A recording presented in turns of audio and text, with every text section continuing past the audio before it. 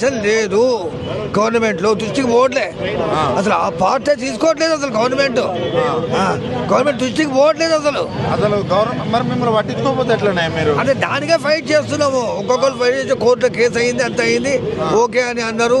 ఏదో 3,000 ఏంటండి, 3,000, 9,000, 7,500 ఫిక్స్ చేశారు, ఇస్తామన్నారు. దాన్ని అట్లా అసలు చేశారు. అది కూడా ఇట్లా ఇప్పుడు అంటే అన్నారు, నాకు వచ్చేది ఒప్పుకున్నారు చేస్తామని.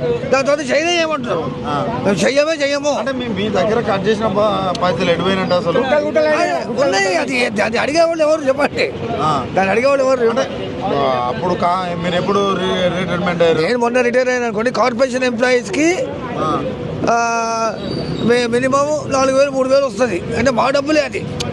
కార్పొరేషన్ ఎంప్లాయీస్కి మేము మా ఈపీఎఫ్ అమౌంట్ మాకే కట్ చేసుకొని ఇస్తున్నాడు, అంతేగాని వీళ్ళకి ఉంటారు కదా, గవర్నమెంట్ ఉంటారు కదా, గవర్నమెంట్ పక్కా గవర్నమెంట్ వాళ్ళకి కూడా లేదు పెన్షన్.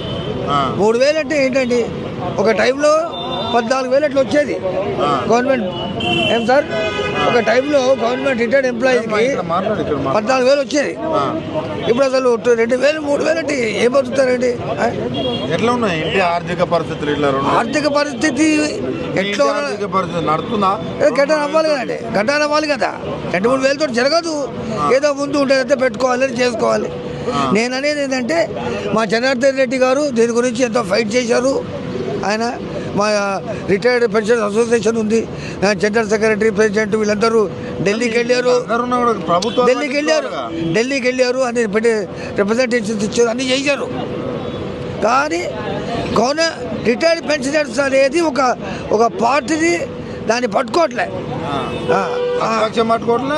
అధికారం పట్టుకోలేదు. కాంగ్రెస్ వాళ్ళనే పట్టుకోవాలి,